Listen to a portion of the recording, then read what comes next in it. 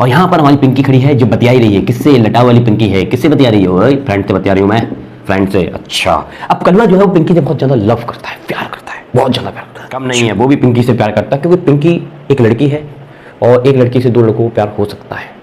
अच्छा, उसने क्या किया, देखा कि मैं जब भी पिंकी को ताड़ता हूँ तो ये रामलाल भी पीछे से ताड़ना स्टार्ट। नहीं, कलवा बोला रामलाल, कह रहे रामलाल, तो पिंकी बहुत देख रहा था।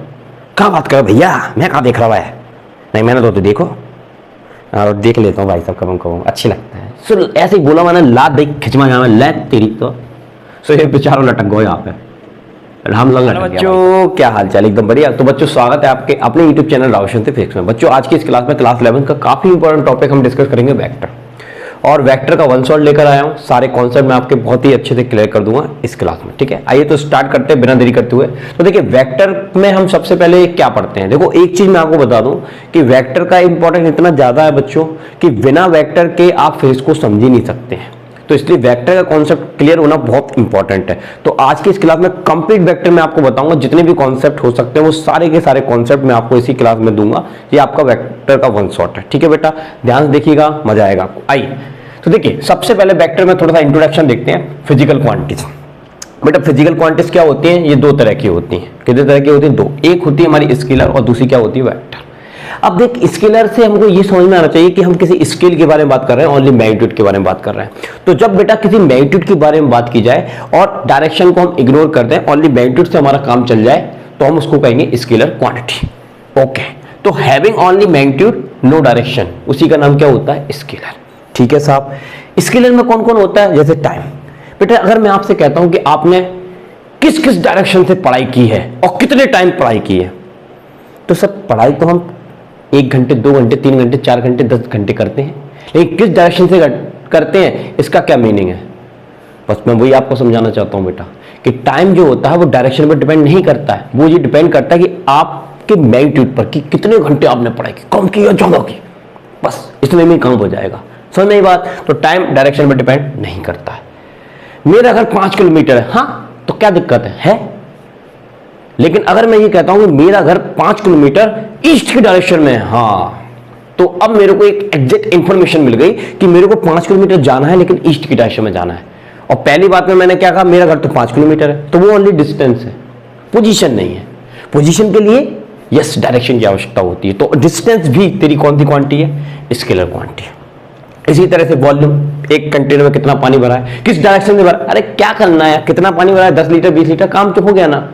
तो कुछ क्वांटिटी फिजिक्स में ऐसी होती हैं जिनको रिप्रेजेंट करने के लिए हमको डायरेक्शन की आवश्यकता नहीं होती है, जिनके लिए डायरेक्शन की आवश्यकता नहीं है, ओनली मैग्नीट्यूड से काम चल जाए, ऐसी वाली क्वांटिटी को ही हम स्केलर क्वांटिटी कहेंगे, स्केलर फिजिकल क्वांटिटी कहेंगे। क्लियर है बेटा? चल ठीक। इसी तरह से टेम्परेचर, कितनी सर्दी कितनी गर्मी, किस डायरेक्शन से सर्दी ज्यादा है, किस डायरेक्शन से गर्मी ज्यादा है। अबे लल्लू लाल, ये क्या मतलब है यार डायरेक्शन का टेम्परेचर में? समझ इस बात को। तो टेम्परेचर बताने के लिए बेटा डायरेक्शन की आवश्यकता बिल्कुल भी नहीं है। क्लियर है बेटा? ओनली मैग्नीट्यूड से ही काम चल जाएगा। 30 डिग्री 40 डिग्री -40, समझना बात को, ठीक है। तो टेम्परेचर भी तेरी कौन सी क्वांटिटी है? Scalar quantity. स्पीड, मेरी रफ्तार है 50 किलोमीटर पर आवर, हाँ है, कोई खास बात नहीं है, इसलिए स्पीड कौन सी क्वांटिटी है? स्केलर है। अब मैं ये कहता हूं कि मेरी रफ्तार 50 किलोमीटर पर आवर इस डायरेक्शन में है, हाँ, तो थोड़ा एक एग्जैक्ट मीनिंग हमको समझ में आता है क्योंकि हमने डायरेक्शन भी इन्वॉल्व कर ली है। तो नेचर में फिजिकल क्वांटिटी इसलिए दो तरह की होती हैं, एक वो वाली क्वांटिटी जिनको बताने के लिए ओनली साइज से काम चल जाए, और एक वो वाली क्वांटिटी इनके साइज के साथ साथ हमको क्या बताना पड़े? डायरेक्शन भी। तो साइज के साथ साथ डायरेक्शन जो इन्वॉल्व हो जाती है, ऐसी वाली फिजिकल क्वांटिटी को हमने नाम दिया वेक्टर। तो vector having magnitude as well as direction. जैसे बड़ी एग्जांपल देता हूं बेटा, बड़ी एग्जांपल देता हूं, सुन जरा। यहां पर हमारा कलुआ है, टोपी पहन के खड़ा है, और यहां पर हमारी पिंकी खड़ी है जो बतिया ही रही है। किससे? लटा वाली पिंकी है। किससे बतिया रही हो? फ्रेंड से बतिया रही हूं मैं, फ्रेंड से। अच्छा, अब कलुआ जो है वो पिंकी से बहुत ज्यादा लव करता है, प्यार करता है, बहुत ज्यादा प्यार करता है। अच्छा, लेकिन रामलाल भी कम नहीं है, वो भी पिंकी से प्यार करता है क्योंकि पिंकी एक लड़की है और एक लड़की से दो लड़कों को प्यार हो सकता है। अच्छा साहब, ठीक है, लेकिन कलुआ पिंकी से बहुत ज्यादा लव करता है, और अगर उसके लव के आड़े में कोई आता है तो वो उसको निपटा देता है। अच्छा साहब, तो रामलाल उसके आड़े में आ रहा था, तो उसने क्या किया, देखा कि मैं जब भी पिंकी को ताड़ता हूं तो ये रामलाल भी पीछे से ताड़ना स्टार्ट कर देता। अच्छा, तो उसने एक प्लानिंग बनाई। इसने कहा कि चल छोड़, पहले मैं इससे दोस्ती बढ़ाता हूँ, पिंकी को बाद में दिखूंगा, पहले मैं इससे दोस्ती बढ़ाता हूँ। तो कलुआ ने रामलाल से दोस्ती बढ़ाई और उसको एक दिन अपने साथ ले गया खोपचे में। खोपचे में ले गया भाई साहब। अब खोपचे में लेकर गया पहाड़ पर। कहाँ लेकर गया बेटा? पहाड़ पर। अब यहाँ पर खड़ा है कलुआ और ये छुटुआ सा रामलाल। अब कलुआ बोला, काहे रे कलुआ? नहीं, कलुआ बोला रामलाल, कह रहे रामलाल तो पिंकी बहुत देख रहा था। क्या बात कर भैया, मैं कहाँ देख रहा है? नहीं, मैंने तो देखो और देख लेता हूँ भाई साहब, कबम कबम अच्छी लगता है। सो ऐसे ही बोला मैंने, लात दे खिंचवा जावा लै तेरी तो। सो ये बेचारा लटक गए यहाँ पे, रामलाल लटक गया भाई साहब, एक लात में लटक गया। तो लात देने का मतलब समझे, उसने फोर्स लगाया। क्या लगाया? फोर्स। अच्छा, तो लटक गया। अब कलुआ ने कहा है देखेगो? सुराम बोला नहीं नहीं नहीं देखाऊंगा, नहीं देखाऊंगा, नहीं देखाऊंगा, नहीं देखाऊंगा। एक ही लात में होश ठिकाने आ गए वाकई भाई साहब। अब कलुआ के हाथ में इसकी जान है।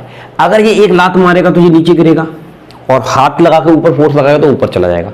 तो मतलब फोर्स अगर नीचे की तरफ लगाएगा तो ये ससुरा मरा, और अगर ऊपर की तरफ लगाया तो बचा। तो समझो इस बात को कि फोर्स अप्लाई करने के पीछे डायरेक्शन है।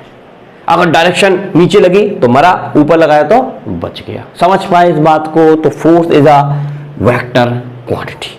उसी तरह से पोजीशन मतलब कोई ऑब्जेक्ट कितनी दूर है और कहां है। How far and where, how far and where, कितना दूर और कहां, ये तरीका होती है पोजीशन। क्लियर है बेटा? तो इस तरह से वेक्टर में आपको दो चीजें चाहिए होगी, एक आपका मैग्नीट्यूड चाहिए होगा एज वेल उसके साथ डायरेक्शन चाहिए। क्लियर है बेटा? समझ में आया? अब हम बात करते हैं रिप्रेजेंटेशन ऑफ अ वेक्टर। अब वेक्टर को हम किस तरह से रिप्रेजेंट करते हैं बेटा? तो सुन, वेक्टर को दो तरह से रिप्रेजेंट किया जाता है। एक तो बाय राइटिंग मेथड, जैसे हमने कोई सिंबल लिखा और उस पर एक वेक्टर का सिंबल बना। अरे यार, किसी भी चीज को रिप्रेजेंट करने के लिए कोई ना कोई सिंबल तो देना पड़ेगा। तो हमने इसकी खोपड़िया पर एक एरो बना दिया। ये एरो क्या बताता है? डायरेक्शन। क्या बताता है? डायरेक्शन है। और ये क्या बताता है? मैग्नीट्यूड बताता है। क्या बताता है बेटा?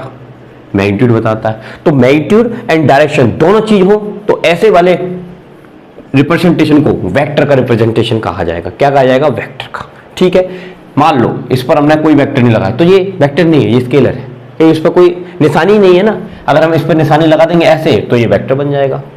तो वेक्टर का सिंबल है एरो। ठीक है बेटा? तो राइटिंग में हमेशा कोई भी लिखेंगे वेक्टर को तो इस तरह से ही लिखेंगे। क्लियर है? ठीक। अब हम बात करते हैं ग्राफिकली। ग्राफिकली में बेटा हम बनाते हैं एरो। क्या बनाते हैं? एरो। अब इस एरो में दो पॉइंट होते हैं, ध्यान समझिएगा बेटा। इस पॉइंट को हम बोलते हैं टेल। क्या बोलते हैं? टेल। इस पॉइंट को बोलते हैं हेड। और हेड ही तेरे को क्या बताता है? डायरेक्शन का इंडिकेशन देता है। और इसकी जो लेंथ होती है, क्या होती है बेटा? लेंथ होती है, लेंथ। एरो की जो लेंथ होती है वो तेरे को क्या बताएगी? मैग्नीट्यूड बताएगी। तो इस एरो को बना देने से दो बातें हमारी क्लियर हैं कि जितना बड़ा एरो मतलब उतना बड़ा उसका साइज, और जिस डायरेक्शन में एरो वो उसकी डायरेक्शन है। सिंपल सी बात है। जैसे मान ले एक आदमी ऊपर की तरफ गया तो मैं एरो ऊपर बना दूंगा। कितना गया? मैंने बोला 5 गया, 5 मीटर गया। अगर वही आदमी नीचे की तरफ गया, कितना गया? 5 मीटर, तो मैं नीचे एरो बना दूंगा। तो सिंपली रिप्रेजेंटेशन किसी भी वेक्टर को रिप्रेजेंट करने के दो तरीके, by writing method and by graphical method. बात समझ में आई? अब मैं आपको एक और चीज बताता हूं कि वेक्टर में दो चीजें होती हैं आपकी। कितनी चीजें होती हैं? दो।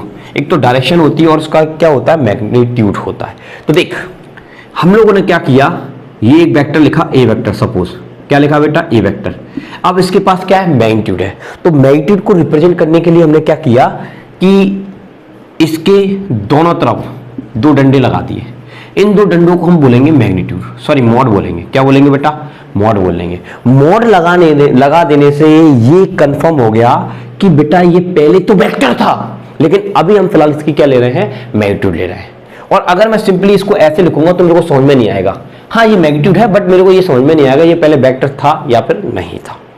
लेकिन अगर मैं वेक्टर लगा रहने दूं और इसको मॉड में लिख दूं तो मेरे को ये पक्का यकीन होगा ये पहले वेक्टर था, लेकिन अभी मैं इसकी क्या ले रहा हूं? यस, अभी मैं इसका मैग्नीट्यूड ले रहा हूं। इसकी डायरेक्शन से मुझे कोई भी लेना देना नहीं है। ठीक है? तो मॉड में जब भी आप किसी वेक्टर को रखोगे तो आप किस चीज के बारे में बात कर रहे हो, ओनली उसके मैग्नीट्यूड के बारे में बात कर रहे हो। ठीक है बेटा, इतनी बात समझ में आई। तो अब सुन बेटा जरा ध्यान से, ये ए वेक्टर लिखा है तेरा। अब इस ए वेक्टर में दो चीजें हैं, मैग्नीट्यूड है तो हमने लिखा मैग्नीट्यूड।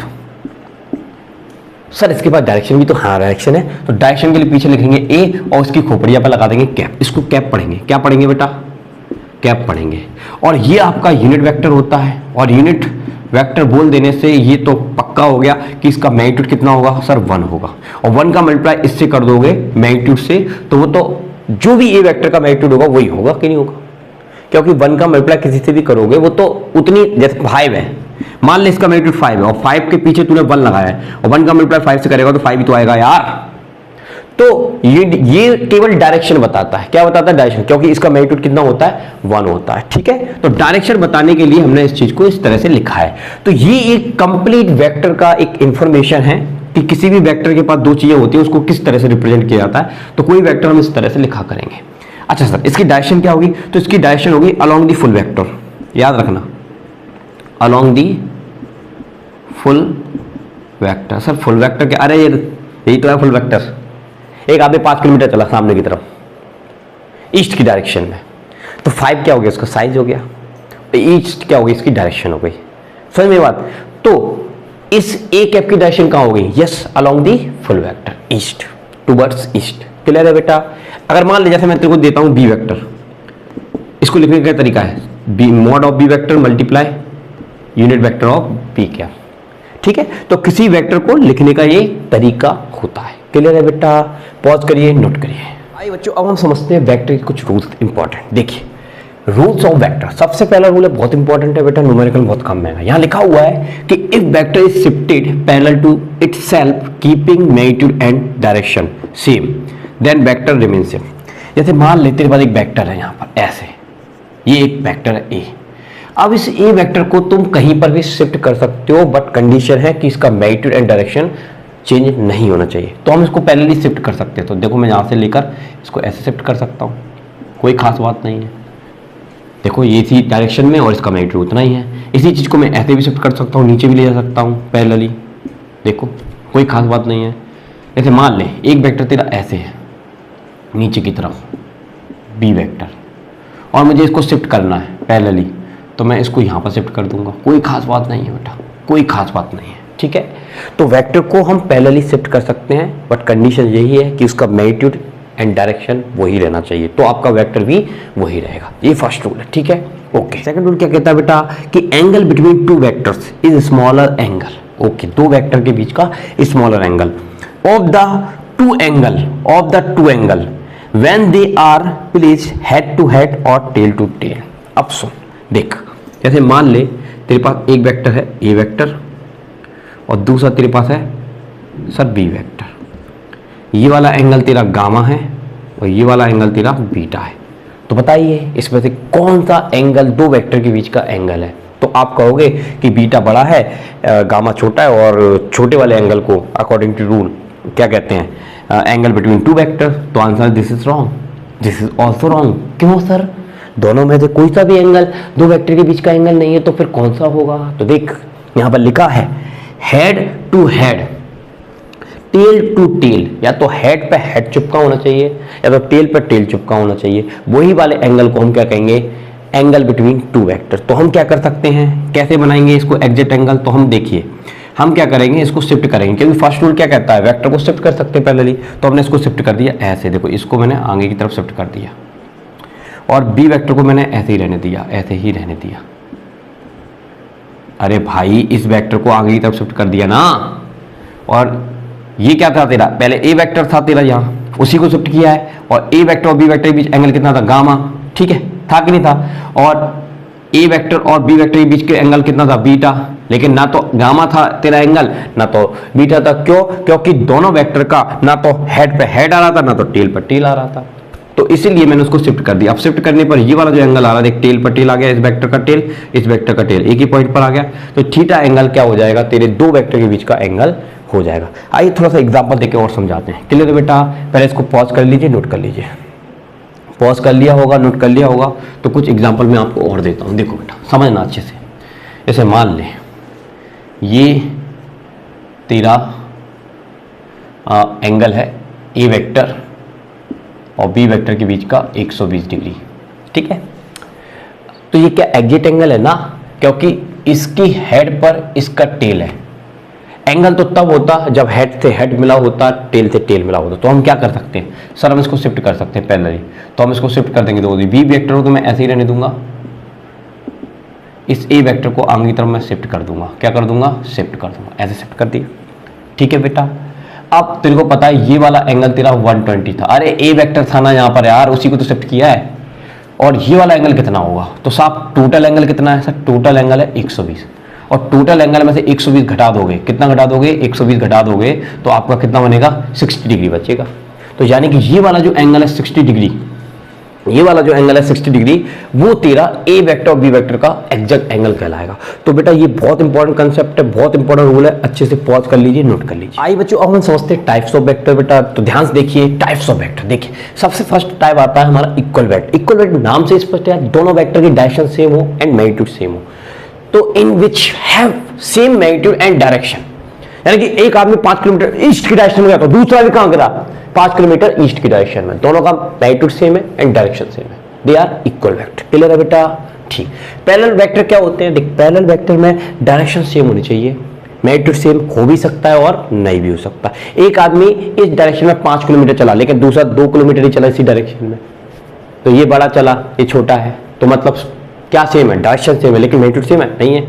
हाँ, दोनों ही 5 किलोमीटर चले एक ही डायरेक्शन में है, हाँ, तो ये इक्वल वेक्टर के साथ साथ पैरेलल वेक्टर भी है। तो इक्वल वेक्टर पैरेलल वेक्टर हो सकता है, but parallel vector equal vector नहीं हो सकता है। क्लियर है बेटा? क्योंकि इक्वल वेक्टर होने के लिए मैग्नीट्यूड के साथ साथ डायरेक्शन भी सेम होनी चाहिए। क्लियर है? चल देख, एक होता है एंटी पैरेलल वेक्टर। अब एंटी पैरेलल वेक्टर में देख क्या होता है, which have opposite direction, which have opposite direction and magnitude may or may not be equal। देख, मैग्नीट्यूड इक्वल हो या ना हो, लेकिन डायरेक्शन कैसी होनी चाहिए? अपोजिट होनी चाहिए। एक इधर जा रहा है तो एक इधर जाएगा। क्लियर है बात? ठीक। नेगेटिव वेक्टर क्या होता है बेटा? नेगेटिव वेक्टर इक्वल वेक्टर का ठीक अपोजिट वेक्टर होता है, इसलिए इसको अपोजिट वेक्टर भी कहा जाता है। इसमें क्या होता है बेटा? इसका मैग्नीट्यूड सेम होता है, लेकिन डायरेक्शन कैसी होती है? अपोजिट। और नेगेटिव वेक्टर बेटा हमारे बहुत ज्यादा काम में आएगा जब हम सब्ट्रैक्शन का रूल समझेंगे, वेक्टर सब्ट्रैक्शन। तो देख, वेक्टर सब्ट्रैक्शन में हमको क्या करना होता है? डायरेक्शन को उलटना होता है, पलटना होता है, रिवर्स करना होता है। ये तेरा ए वेक्टर है, ठीक इतने ही मैग्नीट्यूड का हमने क्या बना दिया? B vector. सर इनके मैग्नीट्यूड सेम है, इसलिए हमने इक्वल का साइन लगा दिया, इक्वल का साइन लगा दिया। लेकिन सर एक इधर है एक इधर है, इसलिए डायरेक्शन के लिए क्या लगा दिया? माइनस। तो A vector equal to B vector minus B vector. तो माइनस क्या बता रहा है? डायरेक्ट कि इसकी डायरेक्शन उल्टी है, लेकिन मैग्नीट्यूड सेम है। क्लियर है बेटा? अब सर जीरो वेक्टर होता है, क्यों होता है? जैसे मैं आपसे कहता हूं इसका मैग्नीट्यूड कितना होगा, पहले तो सुन, ये जीरो वेक्टर है तो उसका मैग्नीट्यूड कितना होगा? 0। ठीक है साहब। अच्छा, जैसे हम बात करते हैं वेलोसिटी, किसकी बात करते हैं? Velocity. Velocity is the vector quantity. अब मैं चलूं नहीं तो मेरी वेलोसिटी कितनी? सर मेरी वेलोसिटी 0, लेकिन वेलोसिटी तो वेक्टर क्वांटिटी होती है और मैं चल भी नहीं रहा हूं, तो मेरा मैग्नीट्यूड कितना? वेलोसिटी का 0 है। समझ पा रहे हैं इस बात को? तो अगर कोई चीज वेक्टर है और अगर वो खड़ी है तो उस समय उसका मैग्नीट्यूड कितना होगा? 0। तो वो क्या कहलाएगी? आपका जीरो वेक्टर ही कहलाएगी। क्लियर है बेटा?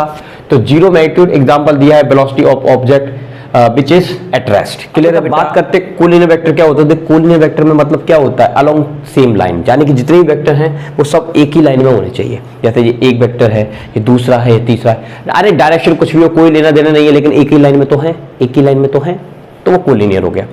कोप्लेनर का मतलब क्या है? Which are in which same plane, सबके प्लेन सेम होने चाहिए। जैसे आपके प्लेन होते हैं, एक्स वाई प्लेन होता है, ये एक बोर्ड है, यहाँ पर एक वेक्टर इधर बना दिया, एक वेक्टर इधर बना दिया। अरे बनाया तो बोर्ड पे ही है, तो दोनों वेक्टर इसी प्लेन में आ गए ना, तो ये प्लेनर वेक्टर, कोप्लेनर वेक्टर हो गए। ठीक है बेटा?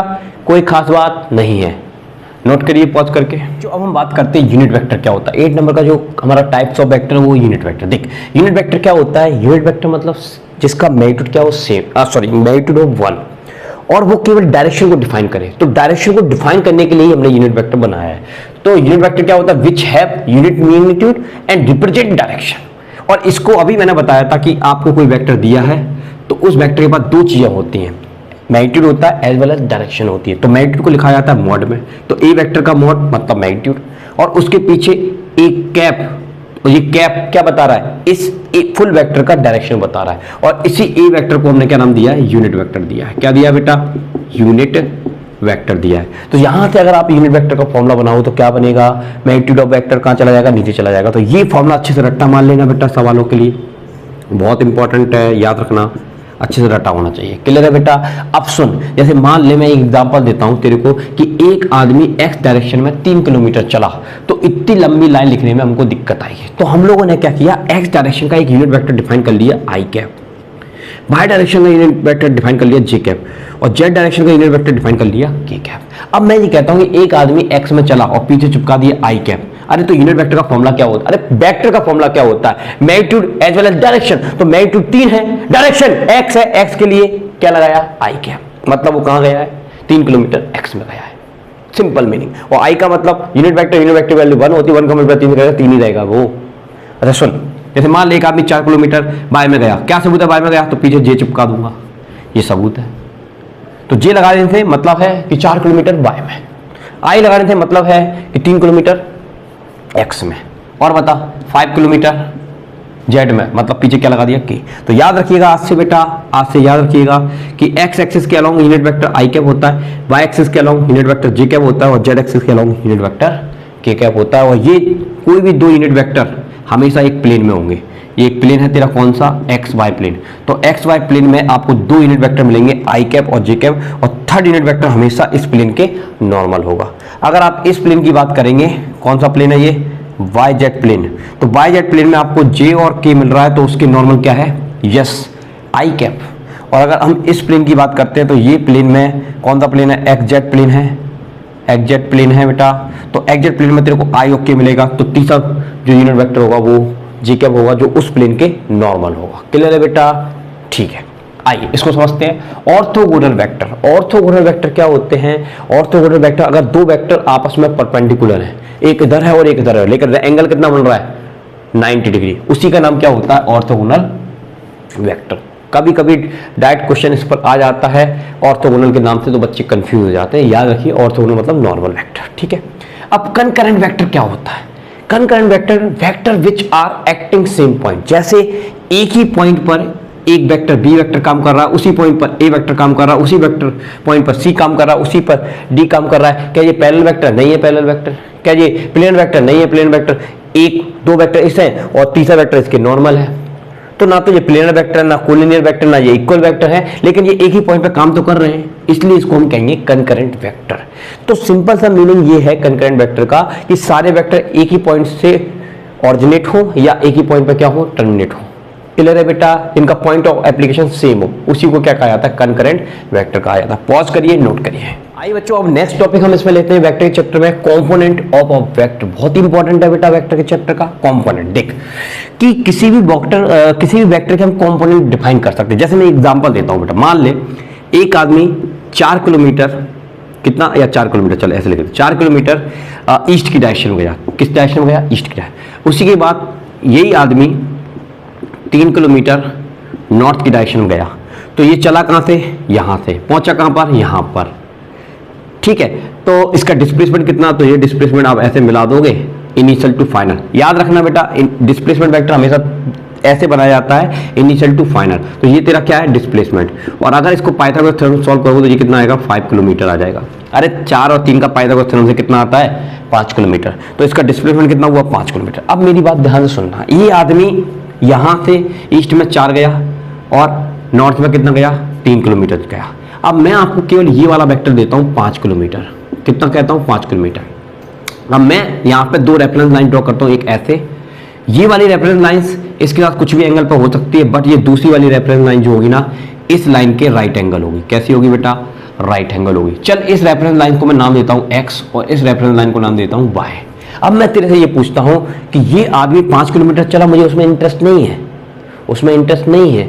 मैं तेरे से ये पूछना चाहता हूं कि ये नॉर्थ में कितना गया। देख वाई डायरेक्शन में नॉर्थ है तेरा, वाई डायरेक्शन में तेरा नॉर्थ है, और एक्स डायरेक्शन को तू क्या बोलते हैं, ईस्ट बोलते हैं। क्या बोलते हैं बेटा, ईस्ट। तो तेरा इंटरेस्ट नॉर्थ और ईस्ट में नहीं है, ये आदमी बीच में गया, मतलब नॉर्थ ईस्ट में गया है। लेकिन तू इससे ये पूछ रहा है कि तू ये बता कि तू ईस्ट में खाली कितना चला है और नॉर्थ में कितना चला है। तो कैसे निकालोगे, तो हम क्या करेंगे, यहां से एक नॉर्मल डालेंगे और इस लेंथ को नाप लेंगे, ये आ गई मान ले 4 किलोमीटर, ठीक है, और ये वाली लेंथ आ गई तेरी मान ले 3 किलोमीटर, ठीक है बेटा। तो इसका मतलब ये हुआ कि 5 किलोमीटर की इंफॉर्मेशन देने से आप ये बता सकते हो कि 4 किलोमीटर ईस्ट में गया है और 3 किलोमीटर नॉर्थ में गया है, क्योंकि यहां से यहां तक पहुंचने के दो रास्ते हैं, एक सीधा चला जा 5 किलोमीटर, दूसरा ईस्ट में जा 4 किलोमीटर, फिर बाय नॉर्थ में जा 3 किलोमीटर, तो तू यहां पर पहुंच जाएगा। लेकिन एक बात सोच, खुद सोच के बता, 4 और 3 मिलकर क्या काम कर रहे हैं, यहां पहुंचाने का काम कर रहे हैं। 5 अकेला भी क्या काम कर रहा है, यहां पहुंचाने का काम कर रहा है। तो इसका मतलब 5 जो है वो 4 और 3 का क्या बन गया, एक रिजल्टेंट बन गया, एक रिजल्टेंट बन गया। और 5 के 4 और 3 क्या बन गए, कंपोनेंट बन गए। ईस्ट का कंपोनेंट 4, नॉर्थ का कंपोनेंट 3, तो ये जो 3 और 4 जो है वो 5 के क्या कहलाएंगे, कंपोनेंट कहलाएंगे। और अब ध्यान से देखना, ये जो कंपोनेंट है एक दूसरे के राइट एंगल है, इसलिए इनको हम रेक्टेंगुलर कंपोनेंट भी कहते हैं। क्या कहते हैं बेटा, रेक्टेंगुलर कंपोनेंट। तो किसी भी वेक्टर को हम दो कंपोनेंट में रिजॉल्व कर सकते हैं। क्या कर सकते हैं बेटा, रिजॉल्व, उनको रेक्टेंगुलर कंपोनेंट कहा जाता है। क्लियर है, समझ में आया। अब मैं आपको काम की चीज बताता हूं, देखो बेटा जरा ध्यान से, ध्यान देखना बेटा। फिजिक्स में हम फोर्स बहुत यूज करते हैं, तो फोर्स के लिए मैं कुछ करता हूं। यहां पर देखो, जैसे एक पॉइंट है, ओके, इस पर एक फोर्स काम कर रहा है एफ, ठीक है, एफ वेक्टर काम कर रहा है। कौन काम कर रहा है बेटा, एफ वेक्टर काम कर रहा है। अब इस फोर्स के मुझे दो कंपोनेंट चाहिए, तो मैं दो रेफरेंस लाइन ड्रॉ करूंगा, एक ऐसे और एक ऐसे। और पहले ही शर्त है कि जो भी रेफरेंस लाइन होगी वो एक दूसरे के राइट एंगल होगी। ये एक्स मान ले इसको बेटा, ये मान ले वाई मान ले। क्लियर है बेटा। अब यहां से अगर एक नॉर्मल डालोगे और ये एंगल को मैं क्या मान लेता हूँ, थीटा मान लेता हूँ, तो ये पॉइंट पर, ये वाले पॉइंट पर इस फोर्स का इस डायरेक्शन में क्या कंपोनेंट होगा। देख मैं तेरे को एग्जांपल देता हूँ। देख जैसे मान लीजिए ब्लॉक है, इस पर तुम ऐसे फोर्स लगा रहे हैं 10 न्यूटन का। कितने न्यूटन का फोर्स लगा रहा है, 10 न्यूटन का। ऐसे फोर्स लगा रहे हो ऐसे, लेकिन ये ब्लॉक इस डायरेक्शन में जाता है ना, ये तो इस डायरेक्शन में जाता है। क्यों जा रहा है, फोर्स तो हम ऐसे लगा रहे हैं। तो आंसर है वो इसलिए जा रहा है क्योंकि इस फोर्स का इस डायरेक्शन में कंपोनेंट काम कर रहा है जो उसको ढकेल कर इधर ले जा रहा है, इसलिए वो उधर गया है। तो इसका मतलब ये है कि फोर्स अलग अलग डायरेक्शन में काम करता है किसी भी ऑब्जेक्ट पर। अगर हम एक एंगल बनाते हुए फोर्स लगाते हैं तो समझ इस बात को। इसी सिचुएशन को सॉल्व करने के लिए हमने कंपोनेंट मेथड बनाया हुआ है। ठीक है बेटा, तो देख इन्हीं एग्जांपल को देख के बनाया है। ठीक है, तो इस ऐप के दो कंपोनेंट हम बनाएंगे, इस डायरेक्शन में क्या कंपोनेंट होगा और इस डायरेक्शन में क्या कंपोनेंट होगा। तो हम क्या करेंगे बेटा, ऐसे मान ले इस डायरेक्शन को मैं एक्स बोल, इस वैल्यू को एक्स बोल लेता हूँ, एफ एक्स बोल देता हूँ चल, और इस वैल्यू को बोल देता हूँ एफ वाई। ये मतलब इस हाइट का नाम एफ वाई है, इस लेंथ का नाम एफ एक्स है। ठीक है बेटा, और ये तेरा एफ है। अरे टोटल इस एफ वेक्टर मैग्नीट्यूड क्या है, एफ ही तो होगा। ठीक है, अब इसमें एक बार लगा दो तुम साइन थीटा। क्या लगा दो बेटा, साइन थीटा। अब साइन थीटा का फॉर्मूला क्या होता है, perpendicular divided by yes hypotenuse. तो एफ बाई की वैल्यू कितनी आई बेटा, शांति से बता, एफ साइन थीटा आई। ठीक है साहब, ओके जी। इसी तरह से इसी ट्रायंगल में लगाओ तुम कॉस थीटा, तो क्या होगा, बेस अपॉन हाइपोटेन्यूस। तो एफ एक्स की वैल्यू कितनी आई बेटा, एफ कॉस थीटा आई। कितनी आई, एफ कॉस। तो अब आज से तू रट्टा मान ले, एफ एक्स की वैल्यू कितनी, F cos theta, F by की वैल्यू कितनी, एफ साइन थीटा। अगर ये एफ साइन थीटा है तो ये भी तेरा क्या होगा, एफ साइन थीटा। यानी कि इस एफ के दो कंपोनेंट हमने बना लिए along the X axis and along the Y axis. क्या सबूत है, ये एक्स एक्सिस है तो पीछे आई कैप चिपका दें। क्या सबूत है, ये वाई एक्सिस है तो पीछे जी कैप चिपका। कोई खास बात नहीं कि उसकी वैल्यू तो बेटा बनी ही होती है। क्लियर है बेटा।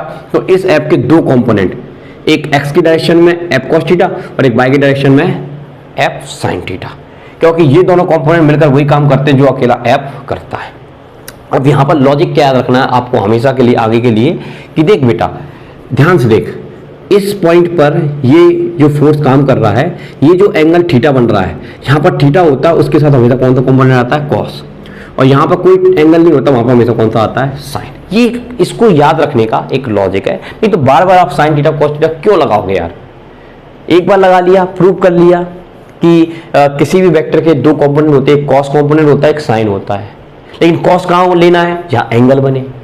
साइन कहाँ लेना है, जहाँ एंगल नहीं बने। रट्टा मान ले, अब समझ में आई बात। ठीक है, एग्जांपल और देता हूँ। देख ऐसे मान ले एक पॉइंट पी पर, मतलब एक पॉइंट है ए, इस पर एक वेक्टर काम कर रहा है पी वेक्टर। कितना एंगल बनाते हो, थीटा एंगल बनाते हो। तो दो कंपोनेंट पी कॉस थीटा कहाँ आएगा, यहाँ पर एंगल चिपका है, और इसके राइट एंगल क्या आ जाएगा, पी साइन थीटा, यहाँ पर कोई एंगल नहीं है। क्लियर है बेटा। तो देख, एक वेक्टर को तोड़कर हमने दो कंपोनेंट बनाए, क्या हम बेटा इसको जोड़ दें, अगर इन दोनों कंपोनेंट को जोड़ दें तो थर्ड वेक्टर वो प्राप्त हो जाएगा कि हाँ बिल्कुल हो जाएगा। करके देख ले, करके देख ले, चल करते हैं। इन दोनों को हम जोड़ते हैं, तो जोड़ेंगे तो हम इसमें पाइथागोरस थ्योरम लगा देंगे। क्या लगा देंगे, पाइथागोरस थ्योरम। तो ये क्या आएगा, F square equal to under root में बेस कितना है, एफ कॉस थीटा का square plus this F sine theta का स्क्वायर। तो अब आप इसको सॉल्व करोगे तो इसमें से आपका एफ स्क्वायर तो कॉमन आ जाएगा, अंदर क्या बचेगा, cos square theta plus sine square theta. इसकी वैल्यू कितनी होती है 1, और ये अंडर रूट से बाहर आएगा तो एफ, एफ बराबर एफ, मतलब इन दोनों का सम किसके बराबर आ गया, तेरा एफ। तो वही चीज मैं आपको समझा रहा हूं कि एक वेक्टर को तोड़कर आप दो कंपोनेंट बना सकते हो और उनको जोड़कर आप थर्ड कंपोनेंट बना सकते हो। लेकिन थर्ड कंपोनेंट बनाने के लिए आपने क्या किया, आपने इन दोनों कंपोनेंट का आई का जो कोएफिशिएंट था उसका आपने स्क्वायर किया, और बाय की डायरेक्शन में जो कंपोनेंट था जे कैप का जो कोएफिशिएंट था उसका भी स्क्वायर करके अंडर रूट में आपने जोड़ दिया। सिंपली आप इसको कहते हो पाइथागोरस थ्योरम, और आपको रिजल्टेंट मिल गया।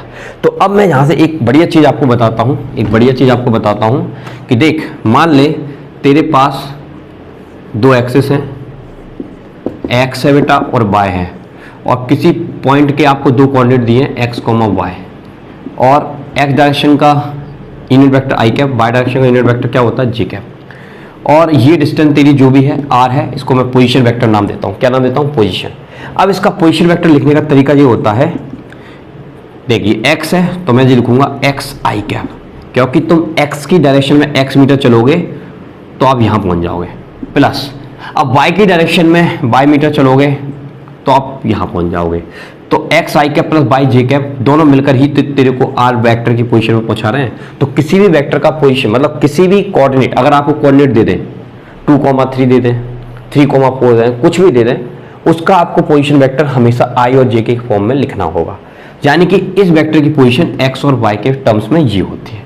अब इसका अगर हमको बेटा मैग्नीट्यूड निकालना है, क्या निकालना है, मैग्नीट्यूड, यानी कि इनका मैग्नीट्यूड निकालना। तो मैग्नीट्यूड निकालने का तरीका ये होता है कि आप अंडर रूट लगाएंगे, i का कोएफिशिएंट क्या है x, तो x स्क्वायर कर दिया, ये कोएफिशिएंट क्या है y, तो y स्क्वायर कर दिया। सिंपली आप कह सकते हो ये लेंथ x है, ये लेंथ y है, तो पाइथागोरस थ्योरम लगाओगे तो r की लंबाई पता चल जाएगी आपको। वही तो करके दिखाया यार, दोनों कंपोनेंट को ऐड किया तो m मिला था कि नहीं मिला था। इसी तरह से x और y को ऐड करेगा तो क्या मिलेगा तेरे को, r मिलेगा। और उसको ऐड करने का तरीका ये होता है, और इसको मान ले तू रट्टा, बहुत इंपॉर्टेंट है बेटा, बहुत इंपॉर्टेंट है। ठीक है बेटा, पॉज करिए। वेक्टर बहुत ही इंपॉर्टेंट चीज सीखने वाले हैं, law of vector addition. Vector को ऐड करने के कौन कौन से लॉ होते हैं, तीन तरह के लॉ होते हैं बेटा, triangle law of vector addition, पहला parallelogram law of vector addition, और तीसरा क्या होता है, polygon law of vector addition. अब ध्यान सुन, पहला समझाने जा रहा हूँ, बहुत इंपॉर्टेंट है, ध्यान देखना। जैसे मान ले बेटा तेरे को दो वेक्टर दिए, एक वेक्टर दिया है तेरे को ए वेक्टर, ठीक है बेटा, और दूसरा वेक्टर दिया है तेरे को बी वेक्टर, और इसको आपस में क्या करना है, ऐड करना है। तो हमारा ट्रायंगल लॉ ये कहता है, ट्रायंगल लॉ ये कहता है कि सबसे पहले आप ए वेक्टर को ड्रॉ करिए, ये कर लिया ए वेक्टर को ड्रॉ। अब इस ए वेक्टर की हेड पर, किस पर बेटा, ए वेक्टर की हेड पर बी वेक्टर का टेल रख दीजिए और उसको मैग्नीट्यूड डायरेक्शन में आगे बढ़ा दीजिए। क्योंकि देखो बेटा, अभी आपको रूल समझाया था कि वेक्टर को उसी के पैरेलल शिफ्ट कर सकते हैं स्पेस में कहीं पर भी, बट बशर्ते उसकी डायरेक्शन है मैग्नीट्यूड चेंज नहीं होने। तो जितना बड़ा वेक्टर उतना ही बड़ा बनाया मैंने यहाँ पर, ठीक है, और इसको मैंने यहाँ बना दिया शिफ्ट करके। तो ये तेरा क्या हो गया, बी वेक्टर। तो नियम क्या है, पहले ए वेक्टर ड्रॉ करेंगे, फिर उसकी हेड पर दूसरे वेक्टर का क्या रख देंगे, टेल रख देंगे। तो ये दोनों वेक्टर एक ऑर्डर में सेटअप हो जाएंगे, एक ऑर्डर में। ये देख, this and this, this and this, ऐसा तो नहीं है दिस एंड दिस, उल्टा तो नहीं है, एक पर्टिकुलर ऑर्डर में क्या हो जाएंगे, एक सीक्वेंस में क्या हो जाएंगे, सेट हो जाएंगे। उसके बाद आपको कुछ नहीं करना, उसके बाद आपको सिंपली जो इनिशियल पॉइंट है और ये फाइनल पॉइंट है इसको मिला देना है। तो जैसे ये मिलाओगे ना, तो ये वाला ऑर्डर हमेशा इन दोनों के सीक्वेंस के अपोजिट आएगा। इसी का नाम रख देंगे रिजल्टेंट वेक्टर। किसका, ए प्लस बी का। किसका बेटा, ए प्लस बी का।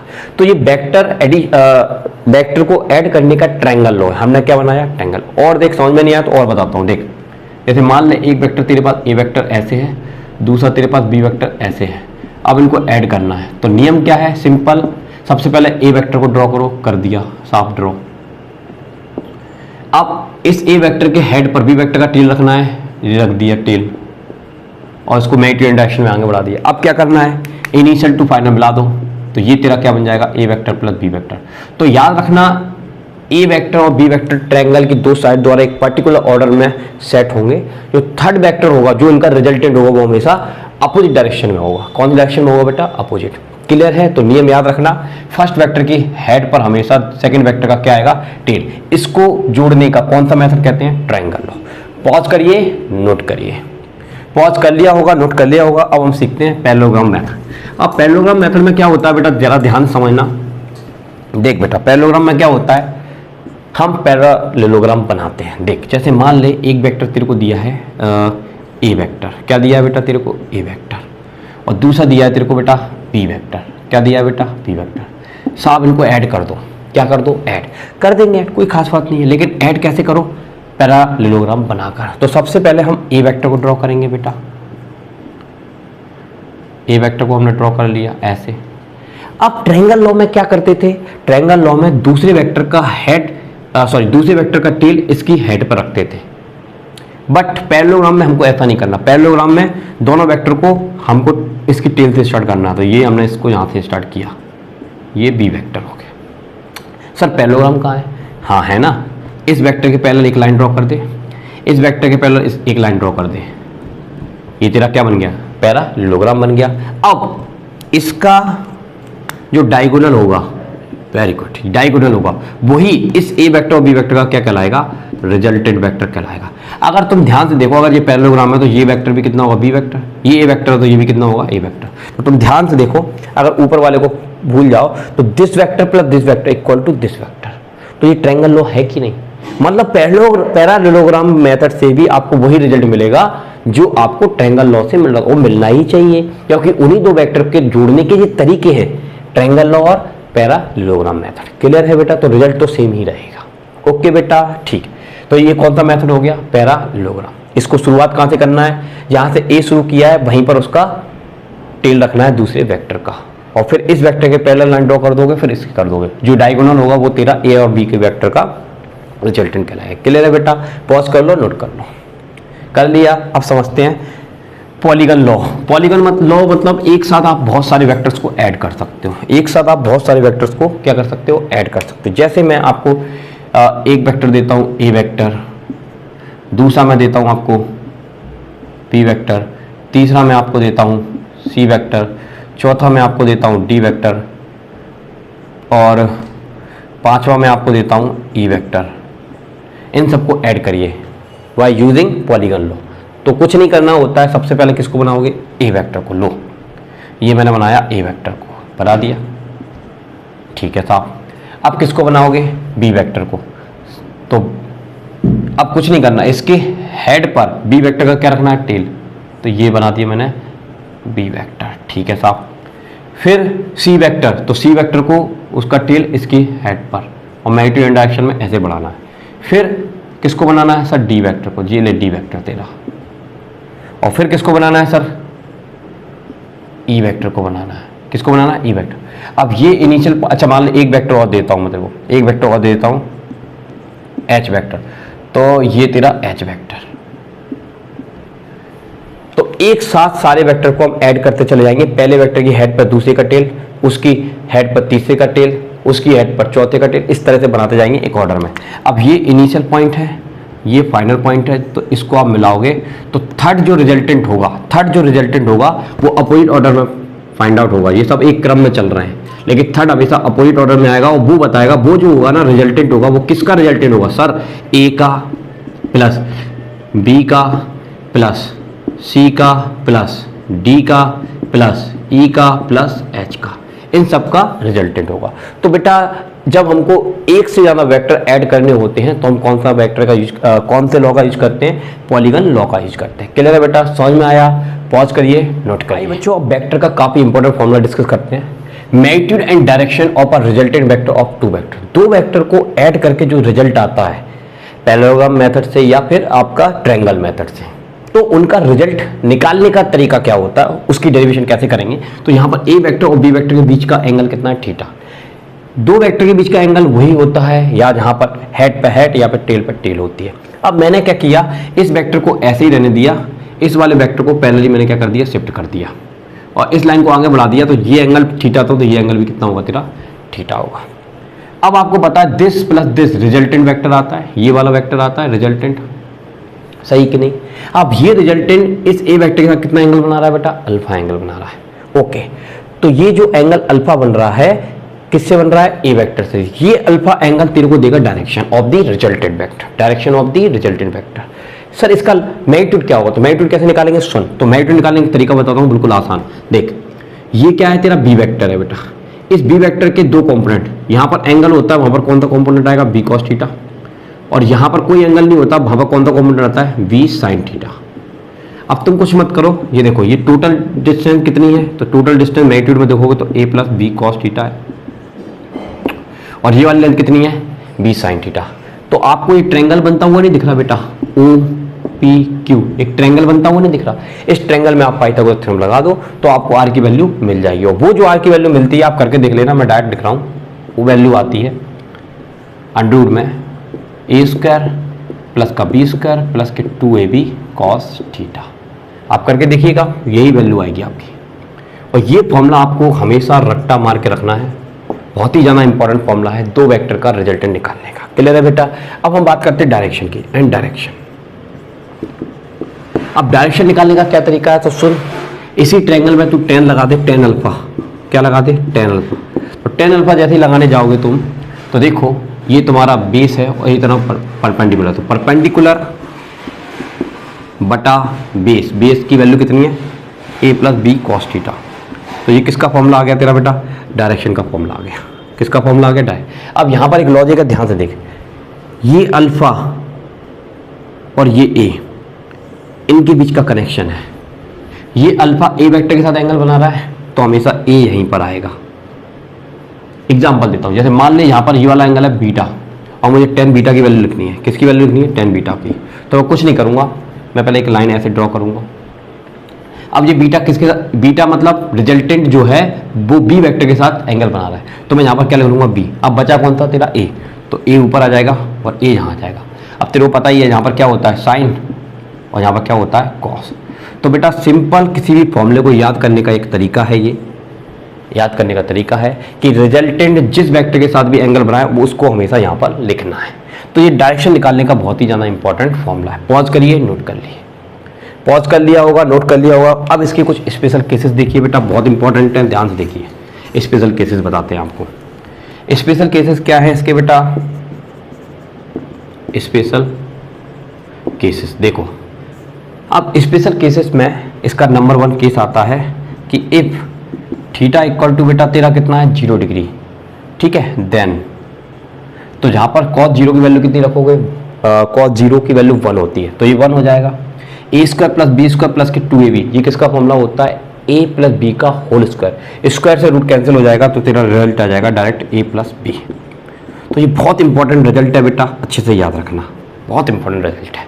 यानी कि 0 डिग्री पर एंगल जब दो वेक्टर के बीच का 0 डिग्री, 0 डिग्री का मतलब एक ही पॉइंट पर दो फोर्स एक साथ काम कर रहे हैं। अच्छा, जी वाला फॉर्मूला कब लगाते हैं, ये फॉर्मूला बेटा तब लगाते हैं जब एक ही पॉइंट पर बहुत सारे फोर्सेस काम कर रहे हैं। जब एक पॉइंट पर दो फोर्स काम कर रहे हैं, इधर ही कर रहा है, एक इधर कर रहा है, एक इधर कर रहा है, तो रिजल्टेंट कहाँ आएगा।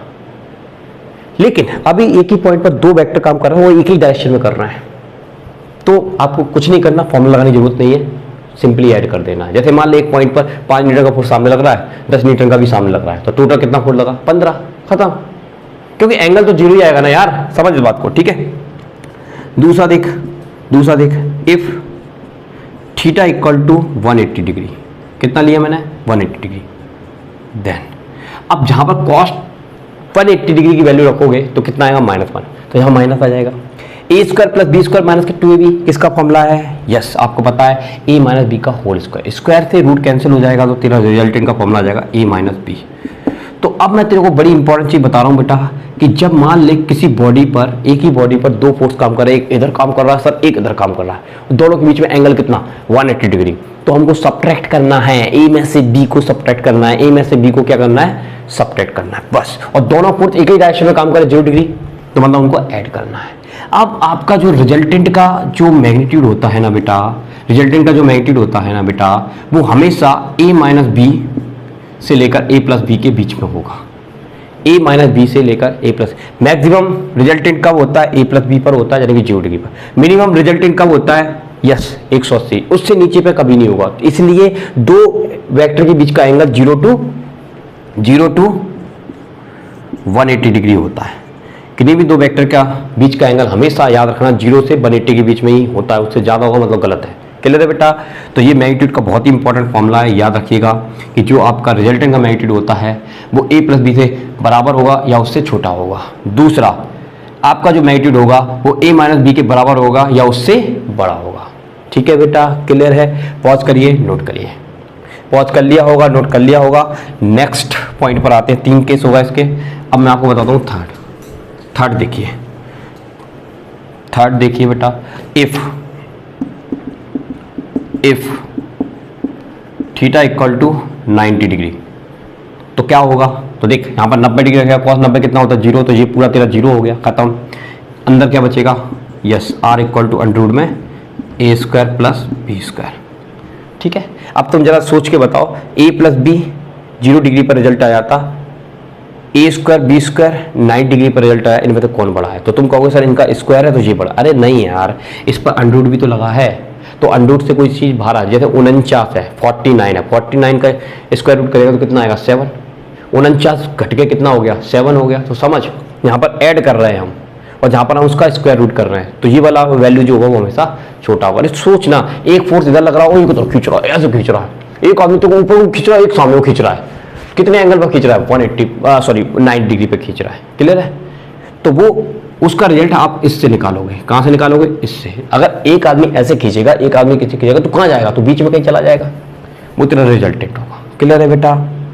बहुत इंपॉर्टेंट। एक चीज़ बड़ी इंपॉर्टेंट ध्यान सुनना, जैसे मान लो एक वेक्टर ए वेक्टर है और दूसरा वेक्टर बी वेक्टर है, तो इनका रिजल्टेंट कहाँ होगा? नीचे, पीछे या बीच में? तो याद रखना, हमेशा दो वेक्टर है तो उनका रिजल्टेंट हमेशा बीच में ही आएगा। कहाँ आएगा बेटा? बीच में। आजू बाजू थोड़ी ना आएगा यार, दो वेक्टर काम कर रहा है तो बीच में ही जाएगा ना यार, वही तो रिजल्टेंट है। ठीक है, बहुत इंपॉर्टेंट चीज़। अच्छा, क्लियर है बेटा? ये समझ में आया? चलिए पॉज कर लीजिए, नोट कर लीजिए। पॉज कर लिया होगा, नोट कर लिया होगा। अब मैं आपको एक बढ़िया चीज़ बताता हूँ बेटा, बहुत इंपॉर्टेंट है। अगला केस जो 4th नंबर का केस है उसको देखिए। देखिए बेटा, 4th नंबर का केस सुनिए। If A vector equal to B vector, दोनों के मैग्नीट्यूड कैसे होगा? सेम। मान लो ए, मान लो कितना, मान लो ए, और इनके बीच का एंगल कुछ भी है, थीटा है। तो अब आपको मैं डेरिवेशन करके बताता हूँ, जरा देखो। यहाँ पर भी ए स्क्वायर, यहाँ पर भी A square plus 2ab cos theta, और बी की जगह भी ए तो ए स्क्वायर। तो आप इसको सॉल्व करोगे तो कितना आएगा बेटा? ए स्क्वायर 2a स्क्वायर, ये कितना हो गया? 2a स्क्वायर कॉस थीटा हो गया। क्या कॉमन निकल रहा है सर? तो इसमें से कॉमन निकल रहा है 2a स्क्वायर, 1 प्लस क्या बचेगा यहाँ पर? कॉस थीटा बचेगा। 1 प्लस कॉस 2 थीटा का फॉर्मूला क्या होता है बेटा? 1 प्लस कॉस 2 थीटा का फॉर्मूला होता है 1 प्लस कॉस 2 थीटा का फॉर्मूला होता है 2 कॉस स्क्वायर थीटा बाई 2। याद रखना, 2 कॉस स्क्वायर थीटा बाई 2। अब ये 2 बार 2 है, बाहर आकर 1 बार 2 बचेगा। ठीक है, ये ए स्क्वायर है तो बाहर आके एक ए बचेगा, कॉस स्क्वायर थीटा है तो बाहर आके क्या बनेगा? Cos theta by 2। तो बहुत इंपॉर्टेंट रिजल्ट है बेटा, जब दो वेक्टर के मैग्नीट्यूड सेम होते हैं, उनके बीच का एंगल थीटा हो, तो डायरेक्ट आप इससे आंसर निकाल सकते हो। तो इसको मान लेना बेटा रट्टा अच्छे से। क्लियर है बेटा? पॉज करिए, नोट करिए। आइए बच्चों, अब नेक्स्ट कंसेप्ट समझते हैं, subtraction of a two vector. तो सब्ट्रैक्शन को ऐड करने का कोई रूल होता है? तो आंसर कोई रूल नहीं होता है। तो सर हम सब्ट्रैक्ट कैसे करेंगे? देख, उसमें हम उल्लू बनाएंगे। जैसे ए वेक्टर है तेरे पास, इसमें से बी वेक्टर को क्या करना है? तेरे को सब्ट्रैक्ट करना है सर। तो बेटा हम क्या करेंगे? इसको ऐड ही करेंगे। कैसे? देख, A vector plus minus B vector. अरे यार, मैं बी वेक्टर को इस तरह से लिख सकता हूँ? नहीं लिख सकता हूँ। अरे बीच में प्लस लगा दिया, माइनस का मतलब ये माइनस प्लस को माइनस ही तो करेगा ना, वही तो लिखा है। तो इस चीज को ऐसे लिख सकते हैं। तो अब हम क्या करेंगे? ए वेक्टर से बी वेक्टर तो ऐड करेंगे, लेकिन उसकी डायरेक्शन को क्या कर देंगे? रिवर्स कर देंगे। क्या कर देंगे? रिवर्स। तो वो क्या हो जाएगा? सब्ट्रैक्ट। देख एग्जाम्पल देता हूँ बेटा तेरे को। जैसे मान ले ये तेरे पास ए वेक्टर है और इसमें से तेरे को सब्ट्रैक्ट करना है बी वेक्टर। ये तेरा बी वेक्टर। तो क्या करोगे, कुछ नहीं करोगे, तो पहले ऐड करो। ऐड कैसे करते हैं सर, ए वेक्टर बनाया, फिर उसकी हेड पर दूसरे वेक्टर का हमने क्या बनाया, बी वेक्टर। सर ये तो बी वेक्टर है और ये क्या है, ए वेक्टर। इनको मिलाओगे तो क्या मिलेगा सर, इनको मिलाने पर ए प्लस बी वेक्टर मिलेगा। सर हमको तो सब्ट्रैक्ट करना है, तो सब्ट्रैक्ट करने के लिए कुछ नहीं करना है, इसकी डायरेक्शन को रिवर्स कर देना है। क्या कर देना है, रिवर्स। तो ये क्या हो जाएगा, माइनस बी वेक्टर। और सर इसको मिलाएंगे तो इनिशियल टू फाइनल, तो ये तेरे को मिलेगा ए वेक्टर प्लस माइनस का बी वेक्टर। तो इस तरह से दो वेक्टर को आप क्या कर सकते हो, सब्ट्रैक्ट कर सकते हो। क्या कर सकते हो बेटा, सब्ट्रैक्ट, डायरेक्शन को उलट कर, डायरेक्शन को उलट कर। अब जैसे मैं आपको एक और एग्जांपल देता हूँ, जैसे मान लेते हैं ए वेक्टर है, ए वेक्टर, और इसमें से हमको घटाना है मान ले बी वेक्टर को। तो क्या करोगे, करते हो। देखो सबसे पहले मैंने किसको बनाया सर, ए वेक्टर को बनाया। किसको बनाया, ए वेक्टर को। फिर मैं किसको बनाऊंगा सर, मैं बी वेक्टर को बनाऊंगा। अब इसकी डायरेक्शन को मैंने रिवर्स कर दिया, तो ये क्या हो गया तेरा, माइनस का बी वेक्टर। ठीक है बेटा, इसको मिला दोगे तो ये क्या बन जाएगा तेरा, A vector plus minus B vector. तो ये तूने क्या कर लिया, सब्ट्रैक्ट कर लिया। अब देख मैं इसको क्या कर रहा हूँ, मैं क्या कर रहा हूँ, इसको शिफ्ट कर रहा हूँ थोड़ा सा। देखो ये बी वेक्टर को तो मैं ऐसे ही रहने देता हूँ, ये बी वेक्टर है तेरा, और यहीं पर तेरा ये क्या है, माइनस बी वेक्टर है। अब मैंने किसको शिफ्ट कर दिया सर, मैंने शिफ्ट कर दिया ए वेक्टर को आगे की तरफ। ये एंगल थीटा है, ये थीटा ए वेक्टर और बी वेक्टर के बीच का एंगल है, हाँ दिख तो रहा है, इसी को शिफ्ट किया है। और अगर मैं इसको ऐसे मिला दूं तो ये वाला एंगल जो होगा वो कितना होगा, 180 डिग्री माइनस थीटा होगा। अगर मैं इस लाइन को ऐसे ड्रॉ करता हूँ, इस लाइन को ऐसे ड्रॉ करता हूँ, तो ये क्या बन गया तेरा, पैरेललोग्राम बन गया। अब ये पैरेललोग्राम बन गया और इसका रिजल्टेंट मैं निकालता हूँ, ये जो रिजल्टेंट निकालता हूँ, क्या निकालता हूँ बेटा, रिजल्टेंट। तो इसका मैग्नीट्यूड निकालने का क्या फॉर्मूला होता है, तो इसका निकालने का फॉर्मूला होता है, देख ए स्क्वायर माइनस बी स्क्वायर, मतलब वो बी स्क्वायर ही आएगा, प्लस के 2ab कॉस, प्लस के 2ab कॉस। मैग्नीट्यूड ले रहे हैं हम, डायरेक्शन का कोई मतलब नहीं है, मैग्नीट्यूड ले रहे हैं।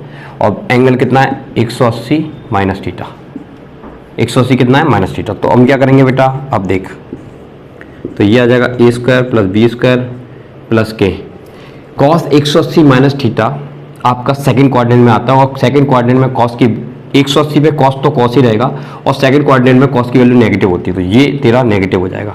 तो माइनस के 2ab कॉस थीटा।